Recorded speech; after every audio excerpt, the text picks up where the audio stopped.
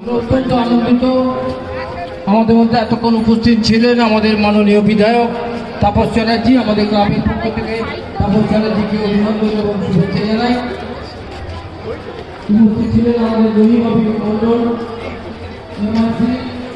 পূর্ব মেম্বারের, তাকেও আমরা অভিনন্দন এবং শুভেচ্ছা জানাই। প্রতি বছরই তারা আমাদের মাঝে উপস্থিত হয়, আমাদের মণ্ডপে আসেন।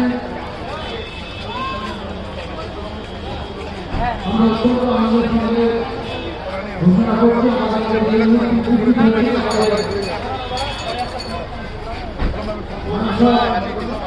প্রখ্যাত